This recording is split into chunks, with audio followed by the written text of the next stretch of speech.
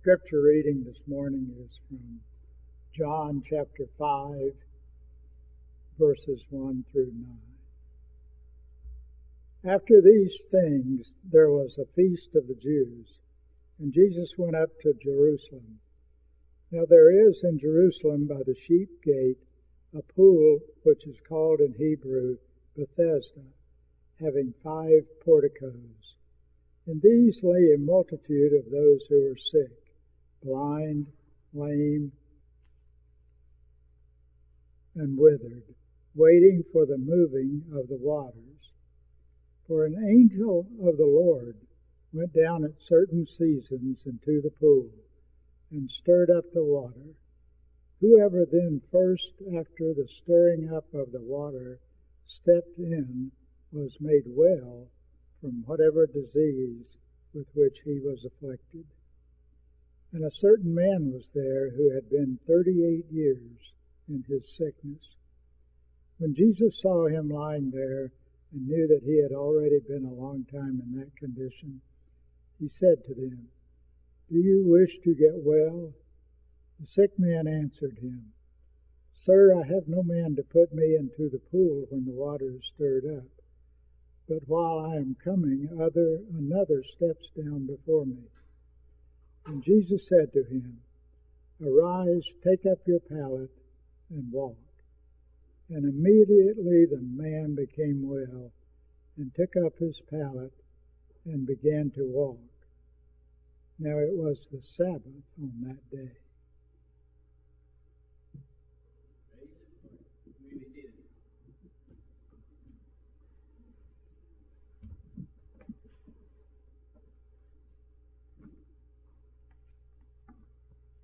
It's good to see everyone here this morning. It is good to be here myself as well. We have been going through the book of John in our Sunday morning class, and many months ago when we came across this particular passage in John chapter 5, I thought, I think I want to do a lesson on this.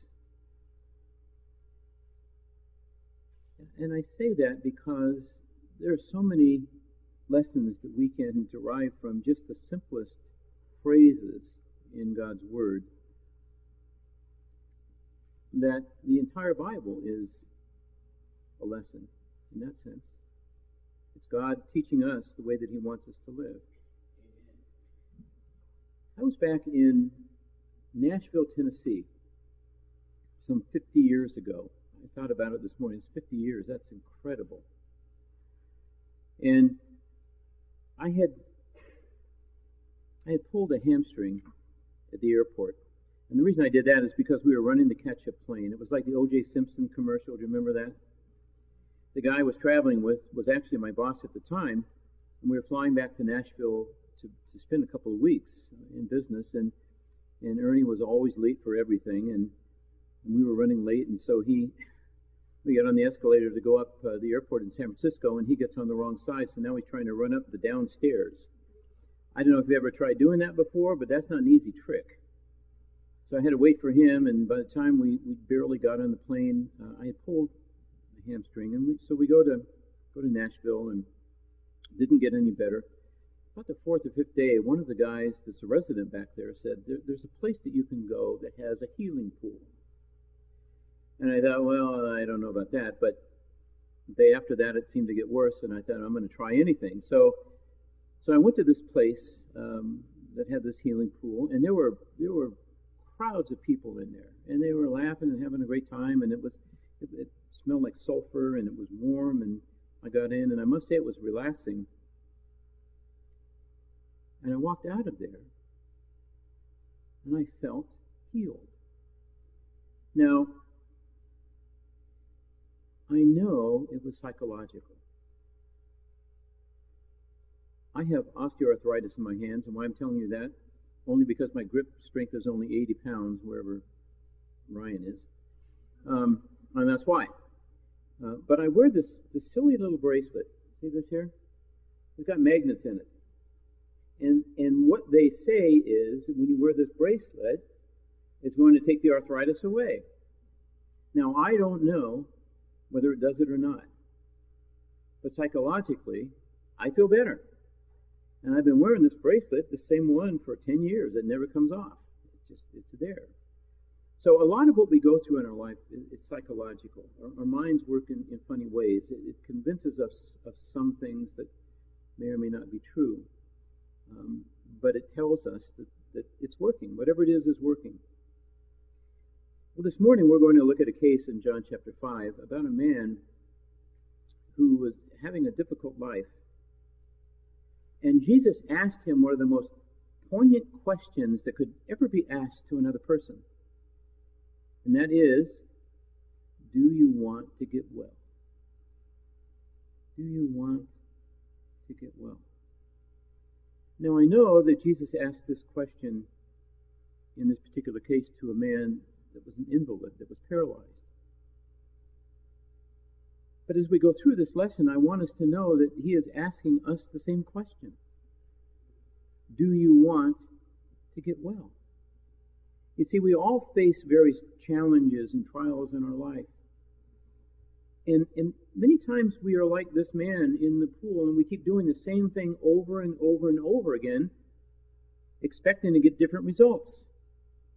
Isn't that the definition of insanity?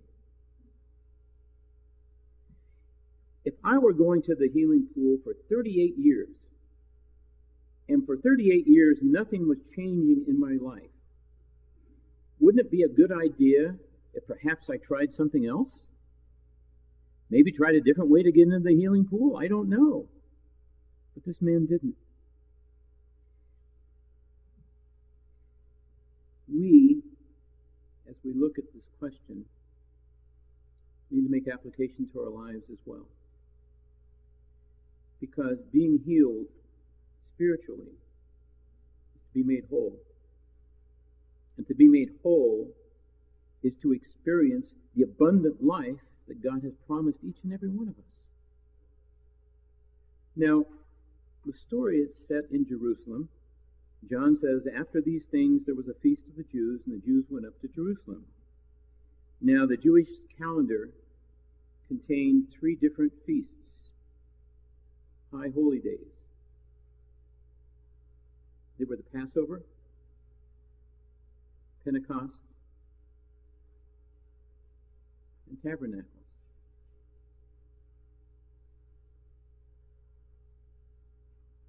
My boys are back. Good to see them from South Carolina. You just got in. Well, I'm glad you're here. We're glad you're here.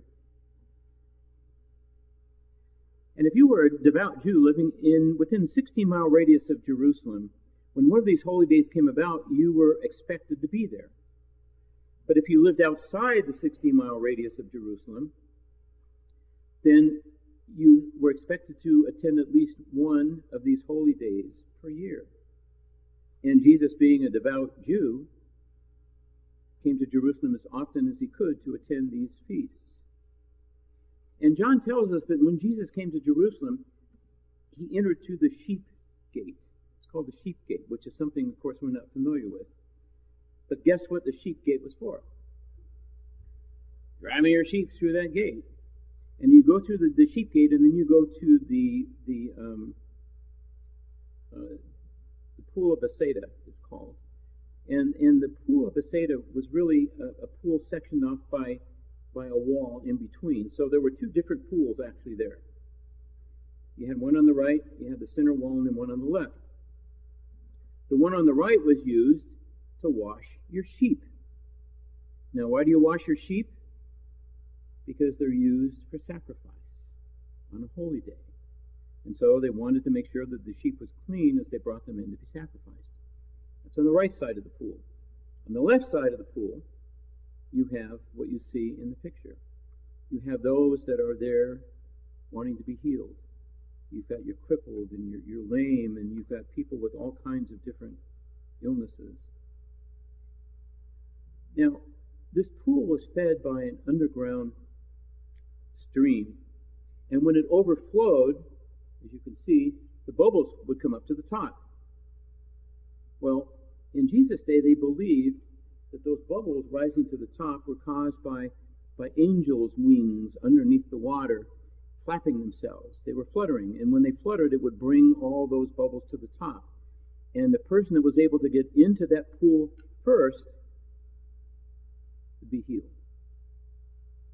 And so you can imagine when they were surrounding this pool and they saw the bubbles starting to come up, there must have been a mad dash, as much as there could be with people who were distressed physically, to get in that pool. Well, the man in our story, this invalid in our story, had a problem. He'd been coming for 38 years to this pool, hoping to get well.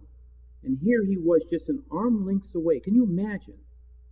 You've been there for 38 years, you just can't get close enough to change your life. It was right there in front of you, but you just couldn't get to it. And so Jesus walked into this pool. He saw this man, and he changed his life. So when Jesus went in, he saw the man. Well, what did he see? Well, first of all, he saw that the man was old. Now, I want to tell you, the life expectancy in those days, the average life expectancy in those days, was 35 years. But that takes in consideration the high mortality rate of infants. So in effect, if this man had been stricken at a younger age, he could be 40 or 50 years old now. But in those days, that was old. In these days, we're just beginning, right? So we saw that he was old. And Jesus saw that he was dependent. He couldn't do anything on his own. He had to have someone bring him in to the pool. He had to see someone bring him back home from the pool. He couldn't work. Someone was caring for him. Somebody was supporting him. He was totally dependent on everything going on around him to help him live his life. But Jesus also saw that he was a complainer. He was a complainer. He complains about how long he's been there. He complains about all the other people that rush in ahead of him to get into the pool. He's a complainer. And then Jesus asked the man a question. Do you want to get well? You know, I thought about that question. Why in the world would Jesus ask him that? A man that's been there for 38 years, you would think the automatic answer would be yes. But I don't think Jesus was looking for a yes or no answer. I think he wanted to assess the man's desire and the man's faith. You know, too often when we see someone, we make certain assumptions. And we think that we know what they want. We think we know what's best for them. And I've learned that lesson many times by working with the folks in our community. They'll come up and they'll knock on the door, and I'll go answer the door, and many times, in fact, most of the time, they will say to me, I need gas for my car, I need a place to stay, I need on and on. It's all financial help that they need. And that's not what I'm here to help them with. So rather than assume I know what they need, I ask them a question. And I ask them this. What would you like God to do for you? What would you like God to do for you? Not me. Not what I can do. I want to know what God can do for you. Now, in asking that question, it does a couple things. Number one, it tells me where their relationship is with God. And number two, it tells me a little bit about their character, about what's really important to them. And occasionally I'll get, I want God to help me find a home, or I want God to do this or do that, or many different things. There are a lot of problems going on out there. And I'm not talking about physical problems. I'm talking about emotional illnesses. I'm talking about spiritual issues that people are dealing with. And they come here for help. What do you want God to do for you? I think if I asked each and every one of you that question, how difficult would it be for you to answer it? I mean, we've got it all together, right? We're here. It's Sunday morning. We're where we're supposed to be. What do you want God to do for you?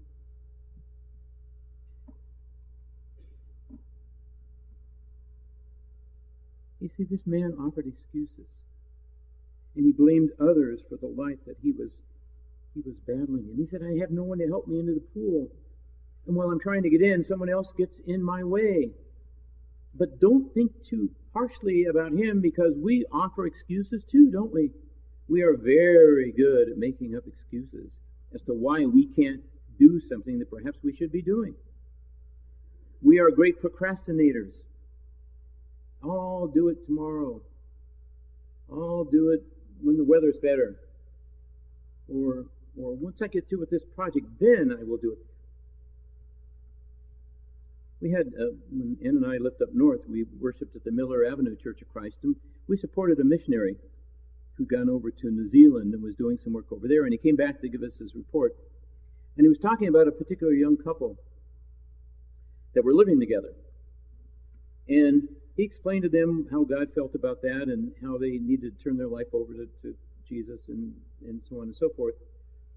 And the man said, you know what? I'll do that after we get married. See, I don't want to do it now. I don't want to stop the way I'm living now. But after we get married, then I'll change my life, and then we'll do what's right in the sight of God. 6 months later, he was hit and killed by a car. They never got married. And as the missionary told that story, I remembered the song that we sing many times, Almost Persuaded. Sad, sad, the bitter wail, almost, but lost. We can't look at our life and make excuses. You remember the story in Luke chapter 14 about the great banquet that was going to take place, and how the master sent out his servants to invite all the people in. Come to this great banquet. But the people that were asked started making excuses. Luke chapter 14 and verse 18. But they all alike began to make excuses. The first said, I have just bought a field and I must go and see it. Please excuse me. Another said, I have just bought 5 yoke of oxen and I'm on my way to try them out. Please excuse me. Still another said, I just got married, so I can't come. It reminds me of a story of a man who went next door to borrow his neighbor's lawnmower. And so he asked the neighbor, can I borrow your lawnmower? And the neighbor said, no, I'm sorry, you can't. They've canceled all the flights from New York to Los Angeles. And the guy said, well, what does it have to do with me borrowing your lawnmower that they cancel all the flights from New York to Los Angeles? And he said, well, it has nothing at all to do with it. I just don't want to loan you my lawnmower, and one excuse is as good as another. And that's kind of the way we are with life. We come up with all these excuses to make this, so why we can't do something. But here's the thing, too.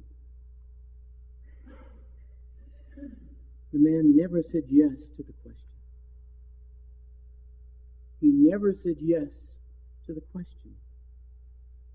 Now, I want us all in our imaginations now to go over to Fountain Square. And in Fountain Square in room 163 is housed Dorothy. All right? Dorothy Cunningham, bless her soul, is there. Now, Dorothy's there. Dorothy's going to stay there. Dorothy has no kidneys. Dorothy goes to dialysis 3 times a week, and she will go to dialysis 3 times a week unless the Lord intervenes in some way.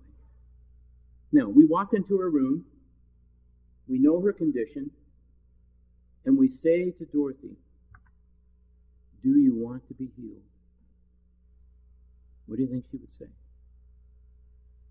Yes, of course. What a silly question. Of course I do.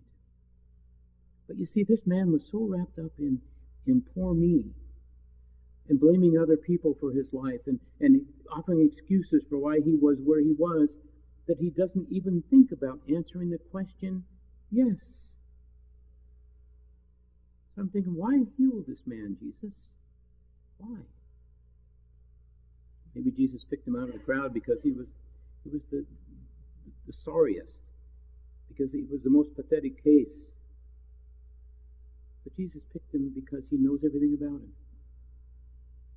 Jesus knew everything about that man. And you know, he knows everything about us.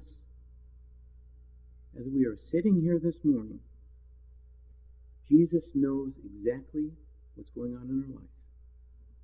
He knows exactly what you're thinking at this very moment in time. He knows exactly what you're wrestling with. He knows exactly what challenges you're facing. He knows every thought, every secret of yours, all of our disappointments, all of our discouragements. He knows them. There's nothing hidden from his sight. And to all that he tells us, cast all your cares on me because I care for you. We need to do that. We need to do that. We can't do it on our own. You want to get well. You know, Jesus asks us that same question because he wants not to receive information. Jesus already knows what this man was going to say, and he already knows what we would say if asked that same question. But he asks these questions to assess both our faith and our ability to understand that he can supply every need that we have. Every need. And this kind of question uncovers what we want. And you know, think about this. Maybe this man didn't want to get well. You ever think about that? Go out in our neighborhoods. Go out to Ryan Park. Go out to the alleys. See the people that are homeless. Do they really want to get well? Some don't. Some don't. I have a woman that I have been working with. She's been here before. You may or may not remember her. She comes in with these earmuffs on because sound is really difficult for her. She has some kind of a disease that works in the brain. Too much sound creates havoc for her, which, of course, in this kind of environment, with me standing up here, it doesn't really help her. But she comes in to see me, and we pray together. And I asked her that question, what do you want God to do for you? And she said, let me think about that, and I'll send you an email. So I gave her my email address, and I waited a week or two. All of a sudden, this very lengthy email came. And she talked about her childhood. She talked about her marriage, her divorce. She talked about her children. She talked about the job she's had. She talked about this and that. And every time she brought up something or someone, she was blaming them for her condition. And finally, at the end, she got to what she wanted. It wasn't what God could do for her, it's what we could do for her. She wanted us to help her get Section 8 housing. She wanted us, once she got Section 8 housing, to be able to do grocery shopping for her because she couldn't go into the stores because of her condition. And if it didn't have a washer and dryer with it, she wanted us to do her laundry for her. My point is, my question to her was, what do you want God to do for you?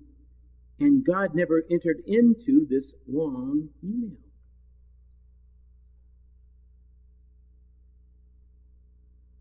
So what does that mean? What does that mean to us? That means to us that it's so easy to get so wrapped up that maybe people like Shirley really don't want to get well. Maybe some of the people we see out here in our homeless encampments or on 8th Street don't want to get well. because that means they have to stop begging and start working for a living. It means that they have to start looking at their life and not blaming others or make excuses for their condition. Or maybe, just maybe, they don't want to be healed because they don't want to change their sinful life. And they're willing to risk prison. They're willing to risk disease. They're willing to risk their continuing problems with life because they don't want to change. And those are the people that need Jesus the most. We all need him, but they need him the most. So Jesus gives the command, get up, pick up your mat, and walk. And all at once the man was healed.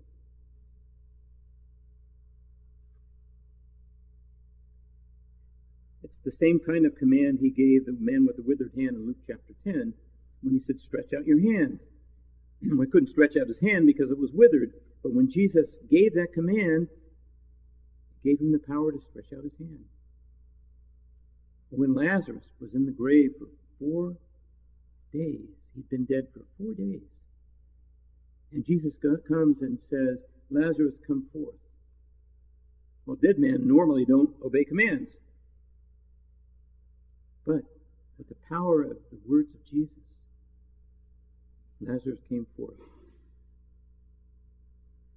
You know, this isn't just a story of a physical miracle. It's a picture of what Jesus can do for us spiritually as well. In the final analysis, the question, do you want to get well, is one we can only answer for ourselves. What's my problem? Is it self-imposed? Is it something that I'm going through that I'm causing myself? Holding back anger or being frustrated all the time or just not being happy. Jesus is there to say to us, pick up your mat of pain and suffering and walk. And when we obey his command, he gives us the power to do that if we will but trust him. So, the healing took place on the Sabbath. We know what that means. The Jews were very angry about that. And Pharisees were religious police of the day. And they weren't interested in the fact the man was healed. I mean, here's a man that had been crippled for 38 years, and all of a sudden he's healed. You would think that they would say, good for you. But no, they want to know who healed you. Who told you to pick up your mat on the Sabbath? That's work. Remember all the restrictions on Sabbath. Like a handkerchief. You couldn't carry a handkerchief from one room to the next. Carrying a handkerchief from one room to the next was work. You couldn't do it on the Sabbath. But yet, if you tied it around your belt buckle and you wore it, you could wear it into the next room, you just couldn't carry it. That's how ludicrous these were. But that's what they thought the Sabbath was all about. So the Jews were angry. The healed man was fearful. He was afraid. He was afraid of the Pharisees. He was afraid of the threats. He was afraid that they would ostracize him even further. And because of that, when he found out that it was Jesus that healed him, what did he do? He threw Jesus under the bus. He said, I picked up my mat because this guy Jesus healed me and he told me to do it, even though he knew that they would go after Jesus to persecute him any further because of that. So the man was fearful. But Jesus made his point. The Sabbath was made for man, not man for the Sabbath.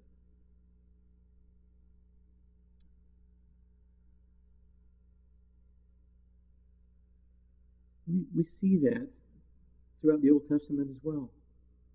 Hosea chapter 6 tells us that God really wants mercy before sacrifice.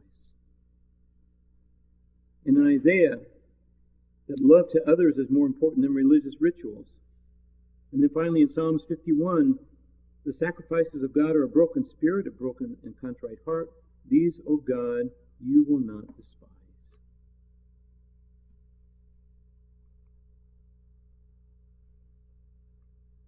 So what are the lessons we learn from this? First, we learned about God's grace. We know about God's grace. We see it in Jesus Christ. God can work miracles without any bit of merit, earning, or deserving on our part. You know, he asked Mike Cottam how he's doing. He always comes back with the same phrase. Better than I deserve. I think if we look at our lives, we see in many different ways that we get better than we deserve because of God's grace. We also see that outward blessing can accompany inner death. In other words, this man was healed from his physical ailments. But later on, we see Jesus telling him that he needs to repent, to change his life. He's going to face worse consequences. So he was physically healed outwardly, but not inwardly. And we see people that are ruthless, that seem to be blessed in so many different ways. Wealth, with physical blessings, material blessings, whatever happens to be. But just because they're being blessed outwardly doesn't mean that inwardly they are saved. So outward blessings can accompany inner death. Ask a discerning question, as Jesus did. What do you want to get well? What do you want God to do for you? And finally, it's God awareness. Some people, like the Pharisees, are so obsessed with the rules that they miss a miracle. They miss the fact that this man had been healed after 38 years being a cripple. In our life, we can do that too. We can be so busy looking at all the things that's going on in our life that we miss the blessings that God gives us each and every day. The miracle of birth of the new child. This is love shown over and over again. The blessing of being able to gather around the Lord's table and remember what Jesus did for us. We need to be more aware of God and how He's working in our life. And then we see that Jesus expects repentance. That's what He told the man after He healed him. You need to change your life. He expects that same thing from us. So the great contrast that comes through a miracle